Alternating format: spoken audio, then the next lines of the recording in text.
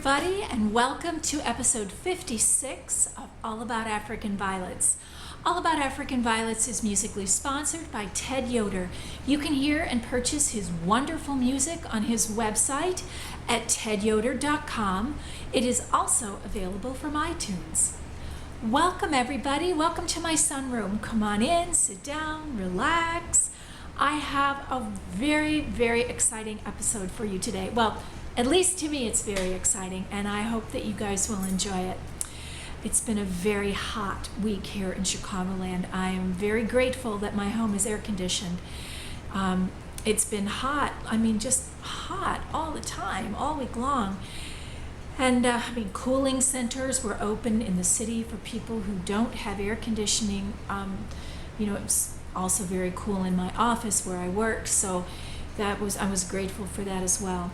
It's a little better today. The heat wave seems to have broken. It's still hot out, but it's not quite as horrifyingly hot as it was. And so, the plants, my house is not, I let the temperature get up to about 85 during the day when I'm not home. I don't keep the air conditioner blasting all the time. But there it just stopped. It's quiet. It's blessedly quiet.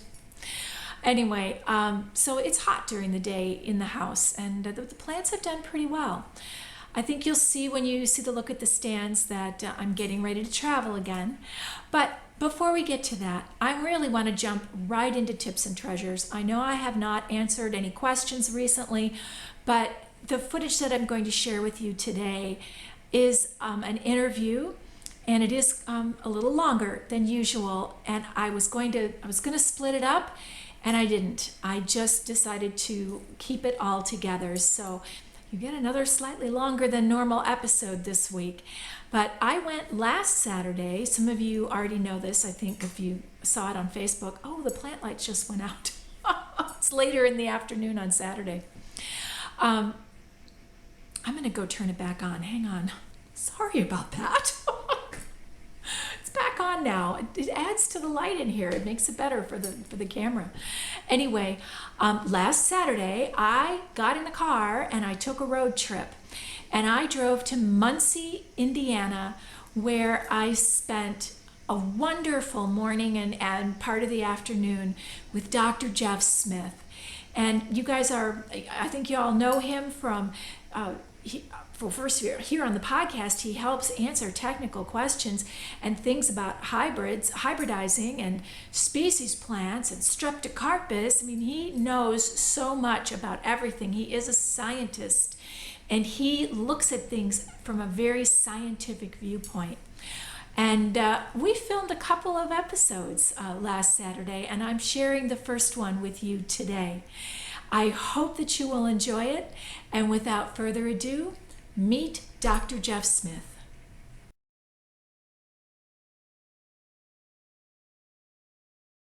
Hi everybody, I am in Muncie, Indiana. It's All About African Violets on the road, and I'm here with Dr. Jeff Smith, and we're going to talk to you for a little while. So Jeff, thank you for agreeing to be interviewed for the podcast. No problem. And you guys wait till you see the tour of his growing area. We already did that part. Wow, you're going to love it. You're going to love it. So, we know you from the magazine, and a lot of my viewers know you because you help answer questions, of a very technical nature and things about hybridizing. So it's really great to meet you here in person and have you on the podcast. Thank you. Well, you're welcome. So tell them, how did you get interested in African violence? Oh, well, the story goes is that, like many people growing up, my grandmother had African violets. Okay. Had them in 2 locations in her farmhouse. She had them above the kitchen sink window, and also had them in the laundry room window. Makes sense. Where, you had good lighting. They were both east-facing windows, good humidity and so forth. And I was always, okay, these are kind of neat plants. What are they? That type of thing. And she just, I picked them up at the market. Don't know a lot about them, but I saw them there. Where I really got hooked into African violets was when I was in graduate school at Miami of Ohio. And one of my fellow grad students had a small collection of African violets. and I had seen some new colors and patterns that I had not seen in my grandmother's Okay. violets Okay. with his. So I was asking him where he got them at, and it turned out that he had gotten them in Cincinnati at the, is it Peters or Peterson's? It was a big famous Used to be yeah, Peters. I think Is it was Pe- Peters. Peters, Yeah. okay. Big famous African violet grower back in the 1950s, early 60s. Okay. And I caught them at the end of their time, right before they closed in the 70s. Okay. So he took me down one weekend, and I walked through the greenhouses, and I'm going, these are all African violets? Good heavens, where did all these colors come from? Where do we have all of these? So I obviously had to get a few and set up a small light stand in my apartment. And then the rest, as they kind of say, is history, a little bit with that. But I was interested in them for a number of scientific reasons. One of the first things that caught my attention was, where did all these colors come from? Because what I had seen in the literature had indicated that the wild African violets were blue, and as you'll see in my tour later of the species violets, they're all blue, different shades of blue of one type or another. But now we have the pinks and the whites and the reds and the patterns and all these kinds of things. So the scientist in me, and that's what I was trained as originally, was, okay, how do we explain all of these? What's the genetic basis for all of this? And I got to searching in the literature and wasn't finding much. I found some records from Dr. Reed, Sheldon Reed, who was one of the early geneticists, and he had some things, and he says, well, blue is a dominant color to pink. And I'm going, okay, but where's red, and where do all these other patterns and where do all these other things fit in? And just wasn't finding anything. Talked to a few hybridizers back in the days, these would be the late 70s, early 80s, and wasn't finding much. They crossed pretty with pretty, and if they got pretty things, they kept them, and if they didn't, they threw them away. Okay. So that's not a bad way to hybridize. It does work, but for a scientist, it's very lacking in information, because I was wanting to be able to breed deliberately for particular traits, particular colors. So I had an opportunity to interview the late Gordon Boone, who we were talking about earlier, and didn't know he was in my area. This is when I lived just south of Oklahoma City, and he was in Oklahoma City area. And Kent Stork was selling some of his hybrids. So I went up, and he graciously agreed to let me interview him. So I'm starting off and asking some basic questions. Well, I know that blue is a dominant color to pink. He goes, yep, that's true. And I says, well, okay, where does red fit in? He goes, don't know. And I just kind of in shock, and I said, well, you've got these gorgeous reds like burnished halo that we were looking at downstairs earlier. And I said, well, how did you get those? He goes, well, if I want red, I breed red with red, and if they don't come out red, I just throw them away. And I'm going, okay, he obviously has no idea about how the genetics is working on this. Okay. And this is one of the leading hybridizers of that time period. So I'm going, okay, people have not really ever studied this from a scientific standpoint. So I started to do some research looking at other kinds of plants, looking for clues. It turned out there was a lot of articles on the plant pigments and streps that had been published about that time. And that gave me some ideas about what was going on. So I actually put together a research proposal and worked with Frank Teneri, who was chair of the research committee at that time. Wow. And said I'd like to do, some chemical work to identify the pigments and see if that tells me anything about what they are. And from there, maybe see if I can develop a model of how the genetics are inherited. And Frank was extremely supportive. That's awesome. Oh, just extremely supportive. I know we showed up at one of the AVSA nationals in St. Louis, me with my 4 small kids in tow, and he just adopted us all and took us onto the floor and was showing them everything. I never met him. He was a wonderful man. I spoke with Ann Teneri on the phone more than once, but I never met her or Frank in person. Oh, they were wonderful people. Everyone Wonderful I've ever people. met them has said the same thing. Oh, just absolutely wonderful. But he was extremely supportive and interested in getting a science-trained person like myself, actually doing some serious science work.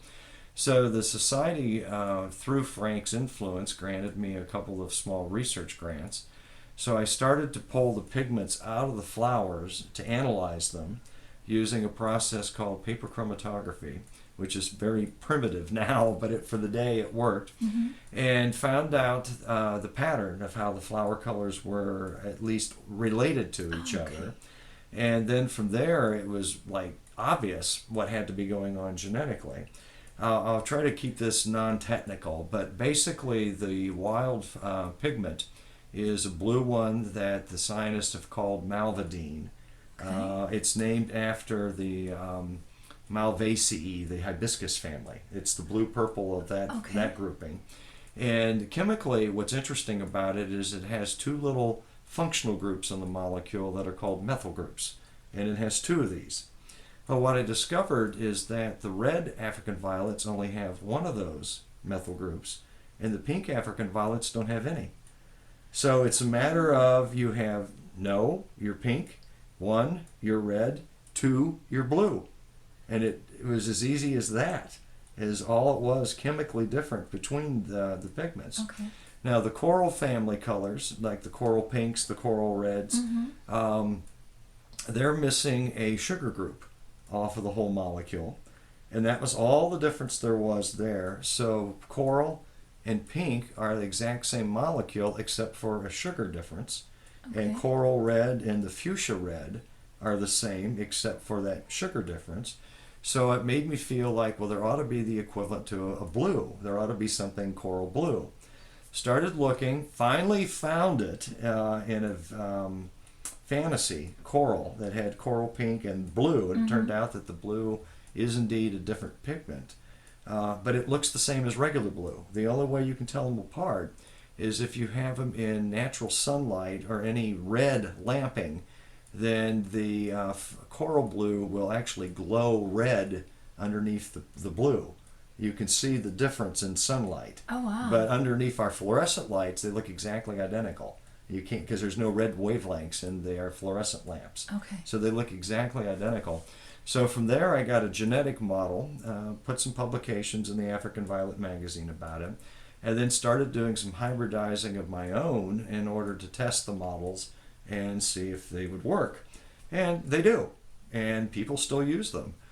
George McDonald actually came up one Saturday, kind of like you're visiting me today, and we did a couple of hour tutorial about how to breed for the flower colors. Okay. And from there came all of George's coral reds and coral pinks and all those things that he's developed. So he's kind of my, proud protege here, about somebody who actually took the genetics that I was able to work out and apply it and go that route. Also got to looking at the mosaic or Lillian Jarrett foliage. Finally figured out how that was inherited, and that's a beast to work with in terms of the genetics. It's complicated. Won't go into that one today, but that one we finally worked out a model of how to breed for that one. Okay. So now it was like, if I know the genetics, can I then combine what I know together and breed purposefully for a particular outcome? So one of the first ones I wanted to do was to try to get a coral red flower on the mosaic foliage. And was able to get that. The genetic carmine that you mentioned earlier that you've had trouble growing, Yeah, and I've tried to grow it. it's a finicky plant. Is a coral on mosaic foliage. So it was one of the first ones we had with that one. So the models were working. It was just a matter of having the space and the patience to breed everything that you would like to do. And I went through a period in my life where I did a lot of the hybridizing, a lot of breeding. Janola Cox, who had Violet Express, some of the older viewers might remember that mail outlet. We worked out an agreement where I would send plants up. She would evaluate them, and if she thought they were good enough, then we would name them, and she'd get first exclusive selling rights for the first year, and I'd get a small royalty for that, that privilege. So that's where some of the genetic series, tomorrow's series, some of those plants. haven't been nearly as active in the hybridizing of late. Mm-hmm. Been more into the species, and that might make for another topic for you. Yeah, we will talk about that in another episode. Okay. That'll be great. Okay. Well, so you came to violets in a very scientific way, but they still hold great interest for you. I mean, you have a house full of them. And, Yeah. And you guys will see, you'll see in the tour later, but could you just describe a little your growing setup? Just describe it a little for us. What type of, do you community water? Do you use saucer water? They're on lights. Give us just kind of an overview. Well, there's probably nothing I haven't tried at one time or another. Okay. With that. Given that I grow mostly in the basement or on plant stands in some of the rooms in the house, and I actually have one in my office, everything is under fluorescent lights. And I've gone through all different kinds of bulb types, just for trying one kind versus another. Most of what I grow now are under cool white fluorescent. Okay. I've used the wide spectrum and I've used the Growlux. And sure, they work, and yeah, they make the reds redder and things like that. But I have trouble justifying the expense of the bulbs. So when I've They are spendy. and when I've got as many stands as I have, it's just more economical to do the cool whites and grow on regular shop lights.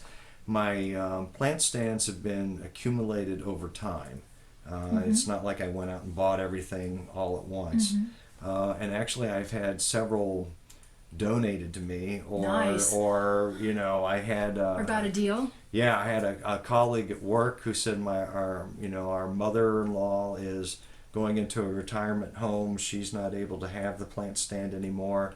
We'd like it to go to somebody who could use it. Do you want it? And I said, do I look foolish? Yeah. Yes. Yeah.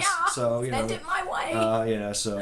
I've now replaced the lights on it, but and then one of the stands, a former club member in Indianapolis was getting out, and said that I'll sell it to you for $40. Great. And I'm going.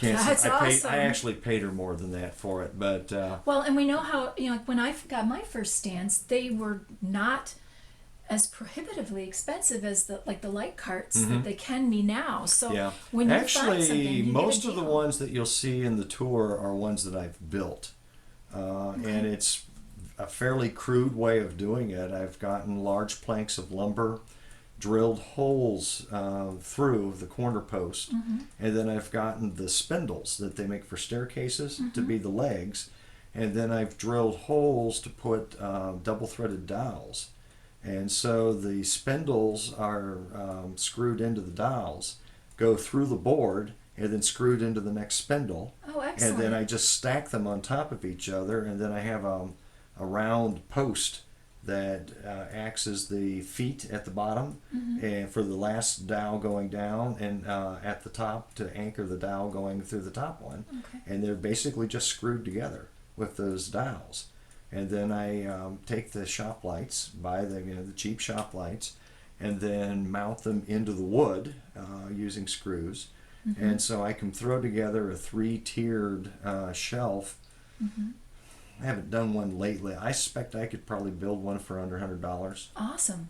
Between the lights and the wood and the dowels and things like that.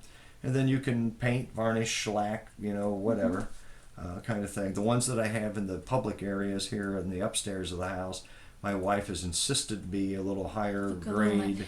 Yeah. Varnish, look a little more furniture-like. One's in the basement, throw a Whatever. kind of thing. So they've been kind of thrown together types of Okay. things. As far as watering, I have some of the plants in the upstairs area on reservoirs with wick watering. Like individual reservoirs. Individual reservoirs. I don't do community watering per se. You'll see a lot of my plants on the tour are in shelves or in trays, but there's no matting and there's no wicks on any of those plants. It's just the tray is basically to catch the water as I top water. Okay. So I top water through, the tray catches the excess water, but there's no wicking, there's no matting material in there per se. I do have a reverse osmosis unit, and I use about half reverse osmosis water and half dechlorinated city water. Okay. And part of that is to balance out the pH. The reverse osmosis water tends to run more acidic than I would like. Now, acidic is The low lower pH numbers Alkaline is the higher is the pH. higher pH. Okay. The city water here in Muncie tends to run alkaline. Most city waters do. Mine does for sure. Yeah. And they run around 7.5 to 8. Yep. And the reverse osmosis water will run around 6 to 6.5. So when I mix the two together, they kind of neutralize each other out, and I end up with water around 6.5 to 7. Yeah. And when I add a fertilizer, it'll That bring it down bit, a little yeah. bit. So that's the water. I have several aquariums here in the house, and I do take the water out of the tank and mix that in. Mm-hmm. And I do have a dehumidifier which we run in the basement, and I save the water from that and Okay. mix the water types together. Okay. Kind of thing. I'm a little concerned about too much copper coming out of the dehumidifier water. So it's a little mixture of this and that and the other. Fertilizer is whatever I happen to grab. It's pretty eclectic. I've been using a lot of the orchid fertilizers because Oh, they're okay. low urea based. Okay.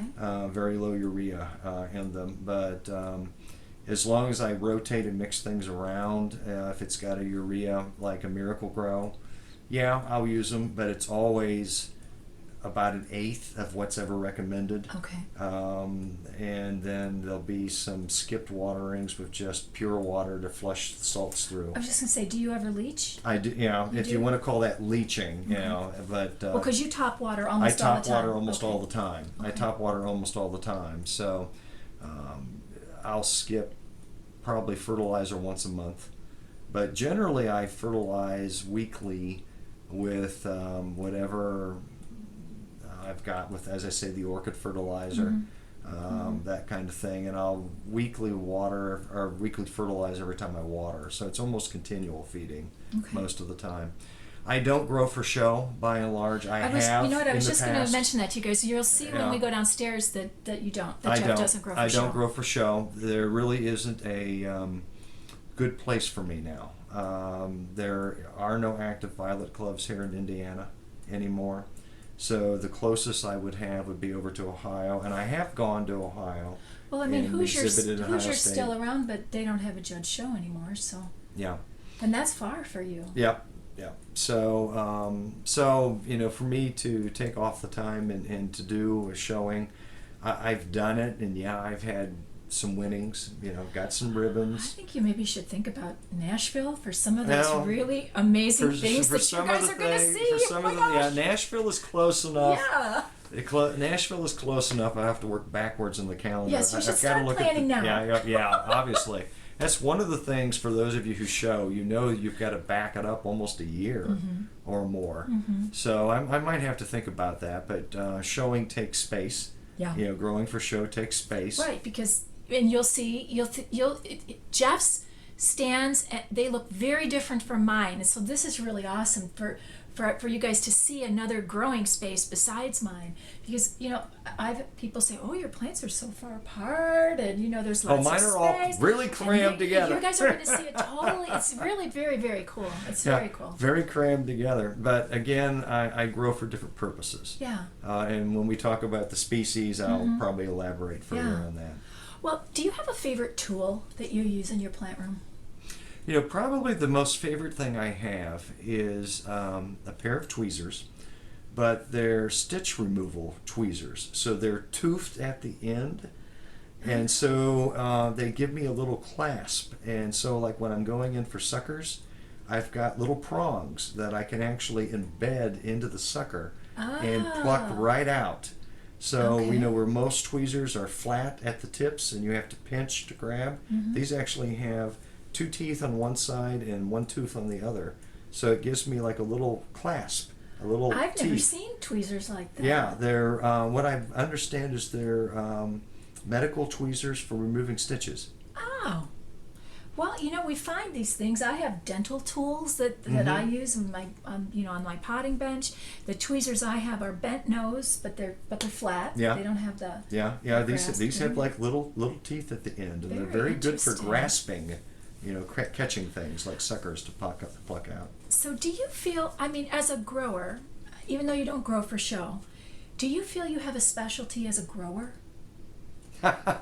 My specialty is trying to maintain a collection of everything violet. And you laugh at me, but No, when you go understand. downstairs, I you see totally it. get it. One of the things that I have always liked about African violets is the diversity, with the foliage types, with the flower types, and then the species, which is a whole other area. And so what I like to maintain is a little bit of everything, because then when I get invited to a program, I can show people that there's more to African violets than what you see at the grocery store. Right, at the jeweler, What the big box store, yeah. Whatever it is in your area. Here it would be Lowe's or Menards or Safeway, Marsh, the grocery store kinds of things. Because those are the commercial violets, which are a whole different animal, if I can use that term loosely. They're grown for a very specific market. They're typically grown under natural light conditions, and if you watch, they'll tend to be in the blues and pinks, but very rarely the reds. You'll see more of those now, but you didn't used to. And it's because in those stores, you want colors that are attractive to the buyer, and the reds look dirty because of the blue fluorescent lighting that's in those stores. That makes sense. And so people don't buy the dirty looking reds. You'll also see them typically as stick tight singles rather than double petaled, and that's because those come to bloom faster than the double petals do. That makes sense too. Okay, Well, on a commercial basis, yeah. because their money is in fast turnaround. How much stock can I get out into the market as rapidly as possible? So they'll grow for flexible foliage that doesn't break under shipping. They'll actually breed for that. The single petals, very rarely variegated foliage, because variegates take longer to grow. And a bloom cluster that comes into mass all at once, so you get this big head of bloom, and then it'll come in periodic cycles. Whereas some of our other violets will tend to be continual blooming. You'll get a few flowers all the time. The commercial violets are bred for a big burst all at once, so that you have a big head of bloom to make it attractive for show. That makes a lot of sense, because I have, on the podcast, I have a violet at home that we call the big box violet that I bought at a big box store, and I potted it in, we did an experiment with it. We potted it in Miracle Grow potting mix, and the only thing I didn't use, I didn't use their perlite, because it also had fertilizer, and I didn't want to add a second charge of that. So, and I put it in a self-watering pot like you would get at the store, and we put it in the window, and it's been this amazing plant, and it's done exactly what you've just said, where all of a sudden it'll go whoomp, and it had this, and I mean, we're talking a giant head of bloom, giant, and it lasted for a month. Yeah. It was, that's so what that the makes commercial growers breed for. Now, in the hybridizers world, like we see at the AVSA shows, you have a whole different critter, a whole different kind of violet, because now we're wanting the large standard plants, or at least what we used to want, and we want the foliage to shape in a certain way. We are more interested in the like the chimeras and the fantasies and those other kinds of flower type patterns. So we breed for a whole different kind of animal, a whole different kind of plant. So the commercial violets versus the hybridizers violets are very, very different, because the end product that you're desiring is very different. The commercials have this, I need to have a lot of product, I need to turn it over as rapidly as possible, and so they have selected deliberately for those traits. Well, I'm sure we'll see some of that next year at National, because one of the things we've been promised in Nashville is a tour of the whole greenhouse facility, I've which been there. I bet you have, and I've been I've there never once. been there, and I Yeah. can't hardly wait to see it. So Yeah. I'm sure we'll see some of what you're talking about. Yeah, it was interesting when I was there. Their mechanism is that they use for growing their plants and propagating is very interesting. Yeah. And when they put leaves down and they propagate, they do it somewhat differently than what we would do, for our hobbyist Yeah. item. The thing that I was mildly amused is that they refused to let me walk through their research greenhouse to see what they were working on for Oh. the new hybrids. I said, okay, Well, 'cause you're I a understand scientist. that. They're not- they don't- they're And not- I was they like, know I'm not you're a going to scientist. steal your ideas. I don't have the genetic material. I can't work on it, kind of things. But I was amused that they wouldn't let me That's go funny. into that area. Well, of your own hybrids, of your own violet Mm-hmm. hybrids, do you have a favorite plant of your own? Probably one that I would say, and it's mainly because it was a surprise, is a plant with a mosaic foliage that I called genetic snowflake. And the reason is that it has white blooms, and it's the only white mosaic I think ever been hybridized. And I had not planned on white. White was a surprise. The cross was not designed to give me any white. I had no idea that the parents carried white as a recessive. Okay. And the foliage also has kind of depends on the growing conditions, but it's got a nice definite mosaic pattern, but it has hints of the lighter pink cream in the mosaic. So you get this sort of almost white mosaic foliage within the white flowers on top. So you get the combination of flowers matching the variegation in the foliage. And that was not at all planned. It was a happy accident. But that one's always very striking to grow, and gets, when people look at it, they're going, oh wow, I've never seen one like that before. Yeah. Well, no, you probably haven't. You probably haven't. Wow. So that's been one of the ones. I might mention a second, and that is Yesterday's Child, which was one of my first species hybridization efforts. And it actually carries ancestry from 3 different species mixed in. It was 2 species crossed together for the pollen parent, and a species with a hybrid for the seed parent, and then bred together. So it's Okay. got species as 3 of the grandparents, and then the hybrid gave it the double flowers. But that one has been extremely successful on the show circuit. Yes, I've seen it at show. Yeah, it's And it's it's gorgeous. gorgeous. Yeah. It can be an absolutely gorgeous, standard trailer. And I almost, in naming it, decided to call it Yesterday's Child. My Yesterday's alpha name is indicating something with a species ancestry in okay. it. That's why I chose that one. But given that it had 3 different species in it, I thought about calling it Yesterday's Bastard, but decided that probably wasn't politically correct. Oh my So- goodness. Oh my goodness. All right. All right. Well, so then tell me of violets that are not yours. Okay. Do you have a favorite violet?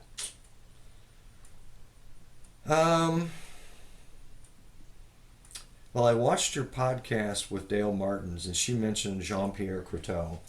I don't have that one currently, but I love it. I don't have it anymore either. Have Mine I didn't have a bloom battle true. keeping it, but I love it when it's grown well. The colors on that are just absolutely gorgeous. I just really love the colors on that one. I do have Boone's Burnished Halo downstairs. Oh, yeah. And that one is actually a coral red, coral blue blush. So it has both colors in the blooms, which gives it that coral glowing color combination. And when that one's grown well, it's absolutely gorgeous Wow. with that.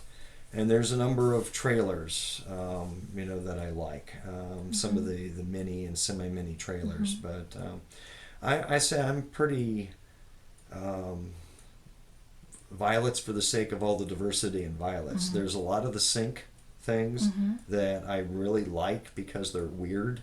Very different, yeah. Very different. And again, I'll take one of those bustled foliage, wasp bloomed plants in, like the Cascade or some of the other ones that we'll look at on the tour, and it's like people would go, "That's an African violet." Yeah. You know, so I like to kind of shock people, I guess, in some respects with the diversity, you know, that's out there. And so I like to keep a little bit of everything. I think probably, Annie, to go back to one of your original questions, I don't grow for show. I grow for the collection, for the ability to have lots of different representatives of different genetic traits, Okay. which then gives me a big diversity. If I get the mind to hybridize, Okay. I've got a huge gene pool To pull to from, pull yeah. from. Lots of genetic traits to work with. Well, as we close, is there any advice? What would your best advice be to a beginning grower for violets? Beginning grower for violets, I would probably echo one of the things we've talked about already is limit the size of your collection. Did you guys get that? Yes. Limit your collection. I did not pay him to say No, that. I will freely admit that I am attempting to keep too many things going. And the collection as a whole suffers, you know, from the lack of the ability to keep up with everything. I would love to, maybe when I get to retirement, and would be able to spend all the hours it would take to keep everything in perfectly groomed conditions and this and that and the other. But I'm not able to do that, and I kill all kinds of things. It's a real shock to people to say, "You kill African violets?" Oh yeah, We they all die do. all the time. Yes, that happens. And most of the time it's from neglect, because I've allowed something to go too long before repotting it. I've allowed a pest to get in which I didn't catch immediately, and it's taken something out. And I've got strategies for dividing up, so I've got things in different areas. So if one area gets hit, I've got to back up in another area. But that would probably be the thing. Grow what you can handle comfortably, and probably drop the number by about at least half. And then you'll probably be at right where you should be. Yeah.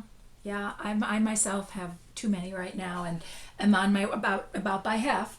And you know, it's that piece of, well, but you know, when you go to national, that's when you find new things and pick stuff Oh gosh, up. you know, it's like kids in the candy Yes, store. and I came home with quite a bit, knowing that I would not keep them all over time. That some of them wouldn't make it. Some of the leaves might not make it. Some of them won't like my growing conditions. Yep, you're going to have that. Some of them I won't like. Yeah, once Or they won't shape up. they won't for do me, what you want. because I'm a show grower. So so I know that over the next months, the collection will continue to dwindle, Yeah. and dwindle and dwindle. Yeah, see, your goals are totally different than mine. Yeah. Because I'll tolerate and keep things that I know have absolutely no chance of showing, Yeah. just because of the diversity. You almost never see a bustled-back plant in show. No, rarely. Rarely, very rarely, and it's because they are almost impossible to shape. The way we tend to think of as a standard they violet. don't grow in that They rosette. just don't yeah. grow in that rosette. And there's other kinds of things that I'll tolerate and keep because of the diversity, but I know it's absolutely got no show potential. Absolutely no show potential at all. But my aim is different. Right. You know, I want the diversity, and show potential is very low down on my goals. Very cool. Well, I want to thank you so much for being here today, or for me being For you here. being here, For yeah. letting me come here, I should say. For letting me come and visit you and spend this time with you. So thank you very much. You're welcome. Good to have you here. Thank you. You guys, I'll be right back.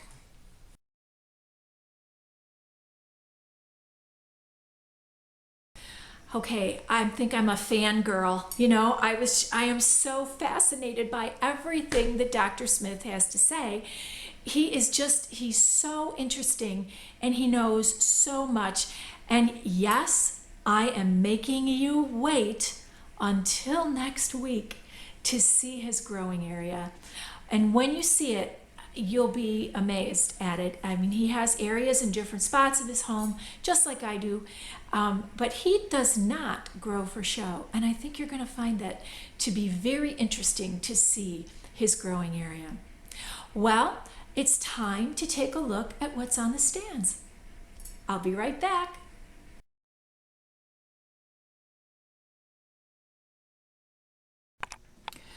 Well, here we are in my guest room, and you can see that everything is on a reservoir again. That is because I'm getting ready to head out of town. So I did do some disbudding to get things to fit on my little homemade reservoirs, the ones I made out of old Chinese food takeout containers. And then I have my white ones that were from Volkmann's. Here's the second shelf. Here's everybody hanging out down here. Nothing too exciting to share with you this week up here because I disbudded almost everything. In fact, here's Fisherman's Paradise, and I should just disbud that real quick. There we go. All right, let's go down to the basement. Well, here we are down in the basement. You can see one little reservoir here, and then you see a domed tray, and then you see the normal domed tray. So let's take a look in here real quick. And I still have that blossom in there, and I still have work to do. Let's look real quick at our challenge leaf from Carolee. Well, I think it's rooted, and it looks pretty good, and it's not dead yet, which is, I think, more than I can say for these bloom stalks. They don't look so hot. So I'm going to give them another week. Maybe they're just sort of resting there. But here, you know, last week I told you that the stands were going to look a little different. Well, besides the reservoirs, can you see that this tray is now full of leaves? Because I did come home from Jeff Smith's with leaves and species leaves. So I've got quite a few in here, and hopefully they will do well, and I'm kind of excited about growing some again. And in here, now here's the interesting thing that I learned this week, and actually I'm not sure that I'm going to open this up, guys. I think I might just try to show it to you maybe here from the side. You know, I have a lot of plantlets right now and plants because I have more than usual, and I don't have enough reservoirs, and I'm going to be gone for a while, so I had to figure something out. So I grabbed as many of the trailers as I could and as many of the smaller plantlets, and I just popped them in a tray because that was really all I could do. Everybody else down here on the second shelf on reservoirs, I'm taking a chance with my Apicia.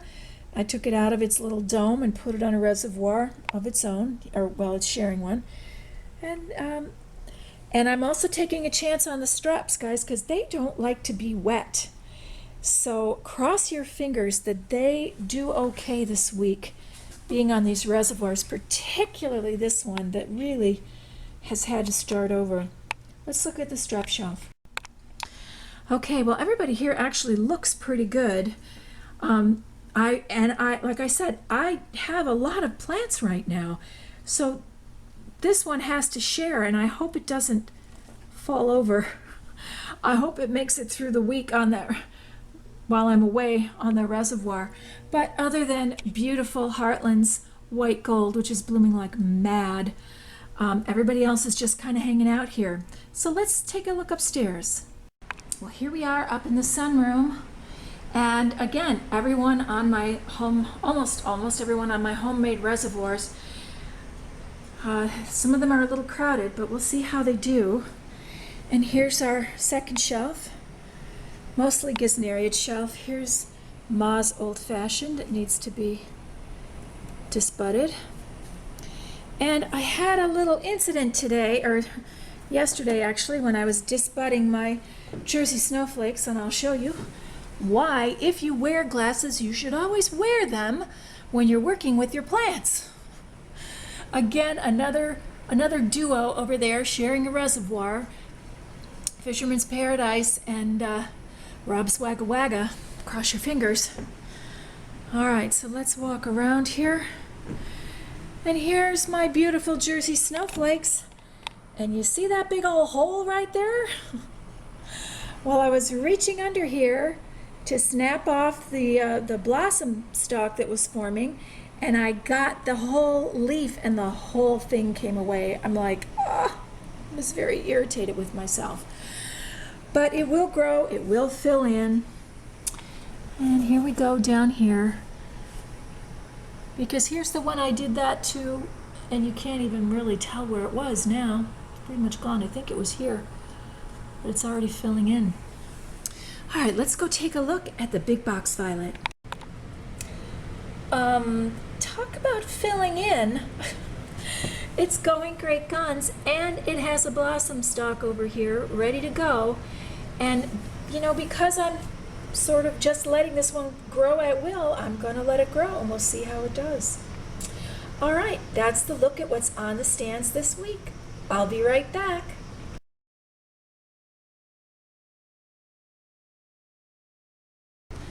So the stands look a little different, don't you think? I mean, obviously everything's on reservoirs. I have someone, you know, that checks on the house while I'm away and takes care of the plants for me. So I've been making plant water, getting it all ready for, you know, all weekend long, so there'll be enough for while I'm away because it's been so hot here. So nothing really to share with you though. It's time to get the bail money ready, and I got no bail money. Well, I got nothing to have the bail money ready for other than I am going to bagpipe school or bagpipe camp, however you want to think of it. I'm going to pipe for a week in Southern California, and I am very, very excited to be doing that. I started playing seriously again. I took a break for a number of years, and I started playing seriously again earlier this year, and it just is really good to have my pipes under my arm again. It's a pretty cool thing. So anyway, it is time to keep moving forward. I know this episode has been a little bit longer, but I hope you enjoyed it. Jeff Smith is so interesting. You guys wait till you see the other episodes that we filmed last Saturday. I really think you're going to enjoy them. Anyway, I hope that you have a great week. I hope if it's hot where you are that you're keeping cool. And I hope that your days will be filled with all the things you love. Good growing. I'll see you next time.